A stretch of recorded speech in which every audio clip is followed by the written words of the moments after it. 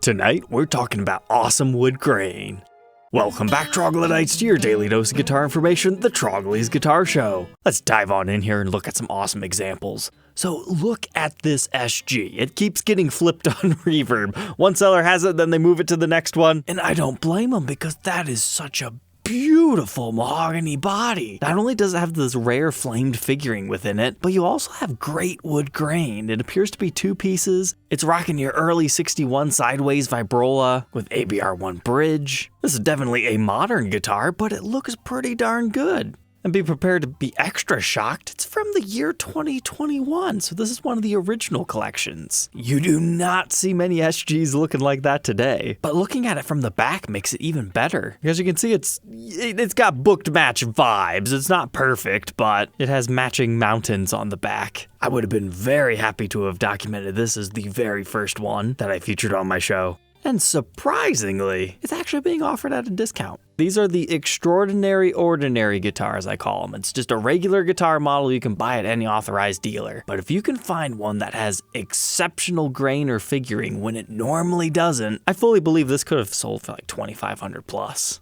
And here's a seller that knows it. So it's AJ's Guitar Gear. He has this exceptional, again, 2021 custom shop Korina reissue. If I could have found one of these when they first launched this, I would have definitely documented this thing. You don't find figured Korina too often, especially on this model. These things are $10,000 brand new. Typically, you just have wood grain, other nice things. But this particular one just has a lot of movement in the body, and I bet it looks phenomenal in person. And on top of that, look at the back.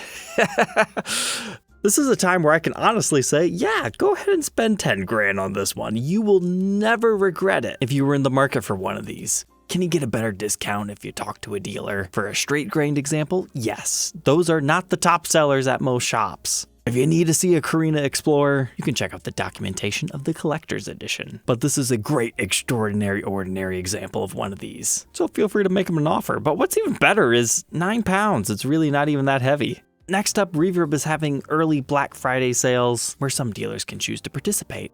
And this is one that caught my attention by more guitars. It's a Koa Top 1959 reissue. And I've got to say, this was incredibly attractive. I made an offer because I would have happily documented this thing, but unfortunately we were too far apart. So it really just reminds me of like a mahogany top golden era standard, because this is not the craziest Koa I've ever seen. In many ways, it almost looks like Rosewood, similar to the Brazilian Rosewood Les Paul Custom. I think that's probably what drew me to it, but it looks so rich and vibrant in these photos. Now the more in-person look, yeah, now I'm getting the more Koa vibe. So perhaps these photos are a little bit doctored to make it look a little bit better than it does. But even this was just a pretty cool one. As far as the rest of the specs, I thought the serial number was cool, 911, as your beginning digits. And they claim it's got the Bolivian rosewood fretboard. Then, as extra icing on the cake, you've got some interesting wood grain on the back, and it appears to be one piece. They were initially asking regular R9 money, but it's all the way down to $5,500. I'm shocked this has sat for 2 years. I think it comes down to a marketing problem. So there you go, Moors.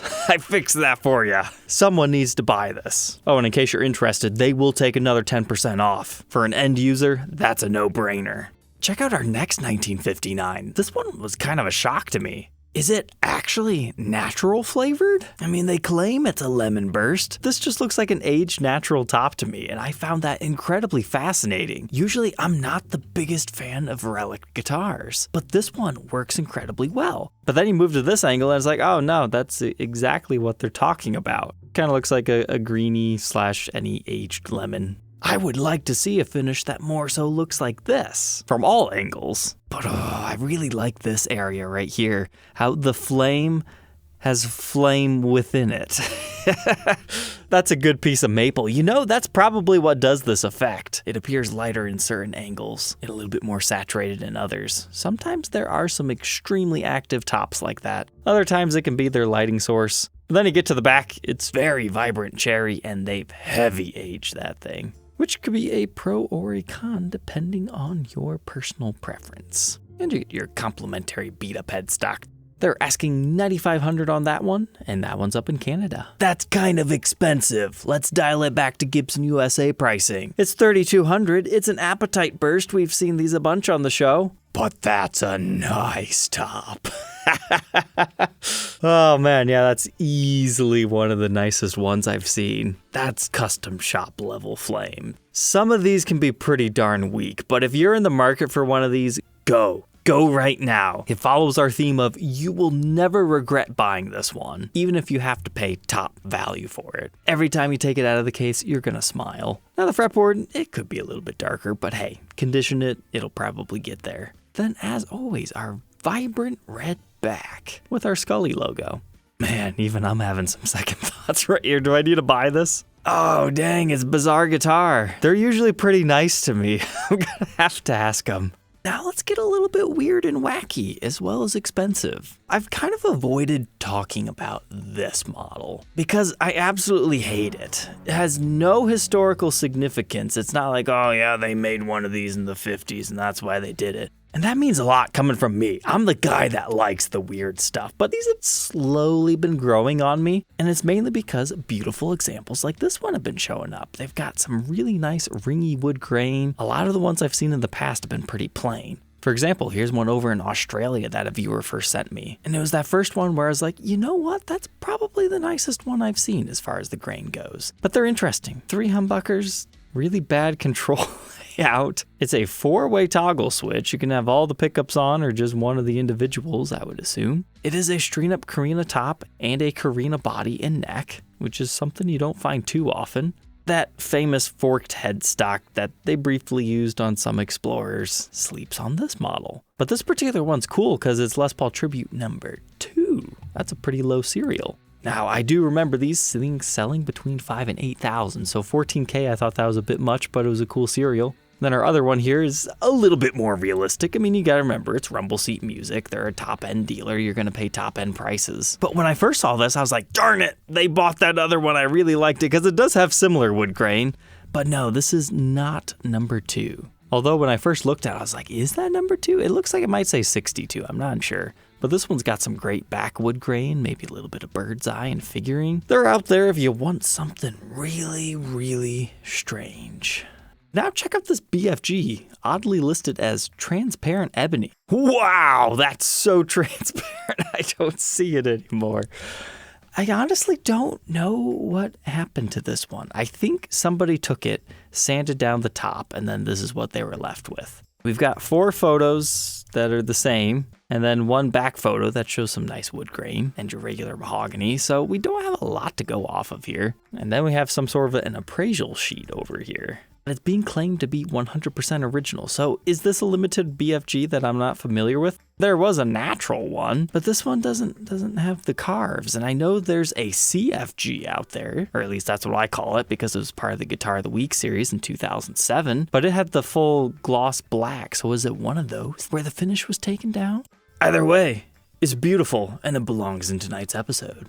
Next for your viewing pleasure, it's a 1974 Les Paul Custom. Can you tell me why I added it to my watch list? Great wood grain. Granted, it's a 3-piece top. That's just part of the era. You have to love and embrace it. So wiggly and squiggly, and then you got a little bit of the whoopity-woos over here. And you can tell that's got a little bit of a chatoyan effect to it as well, so this will probably match that because these woods look very similar, like they could have been put together. But then these crazy worms came into play. You don't find many natural customs in this era. I would argue this one's more so 75 because that's when they start to transition into these premium grade M6 Schaller tuners that are Gibson branded. It still has the mahogany neck though, so it's pre-transition there into maple. So that can be seen as desirable, but then you get the kind of skinnier neck width. Definitely Kalamazoo made because we've got the bone nut. So not an early Nashville one. We've got the thin binding in the cutaway. You can see both of the pancake layers. And we've got a little bit of finish checking on the top. Relatively speaking, the lacquer's pretty clean and clear.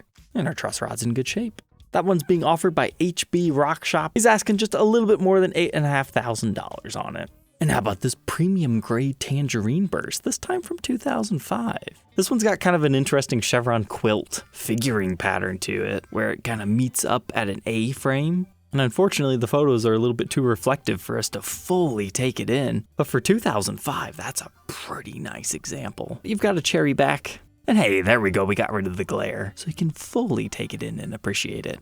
It's got those channels running within it too. That one's offered by Ishibashi, kinda like our Guitar Center. It's a big chain store. They're usually pretty good to deal with. $7,000 is definitely a premium. The mid-2000s were not built to quite the same historic specs as they are today. There's a Gibson ES335 with a Varitone thrown on there for good measure. Early 2000s is a fantastic time for ES-styled instruments. There's a 355 I'm still kicking myself to this day that I didn't buy from the guitar broker about a year or two ago. This one really reminds me of that. This is just insane flame. Now you gotta remember, 335s, they are sandwich guitars. So this is just the back layer. They are veneers. They're real wooden veneers. However, this is fantastic. They definitely put some extra time into this one. Because I mean, even look at the edges, just ridiculous.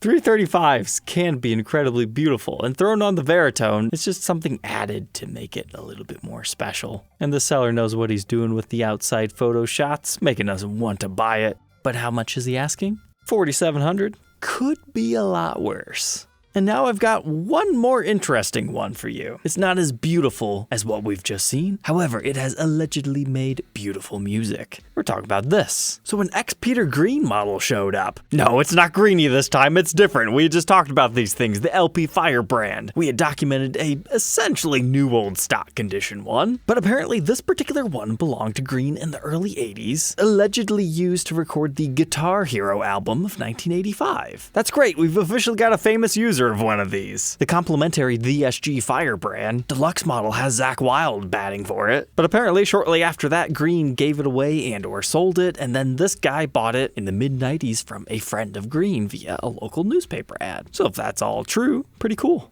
Now unfortunately, the photos that we've been provided here, you can't tell any details. You're gonna pony up crazy money, in this case is $30,000, which is at least 20 times what this thing would normally be worth. You want to be able to see it and identify it somehow, like look at your wood grain, how you can see the headstock wing is a little bit of a different color. But on this one, we can obviously see it's the other side that's a super different color. But you also have to remember, wood looks different at different angles, so it's never just open and shut. But you can also look at the body. This one's clearly 4 pieces, and you've got the wear by it, and I can't see anything out of these photos to back that up.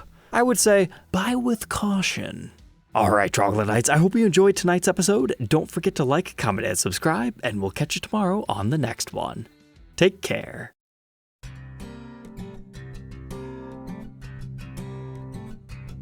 If you enjoyed tonight's episode, consider subscribing. I post videos like this every day. And you might even enjoy this next one.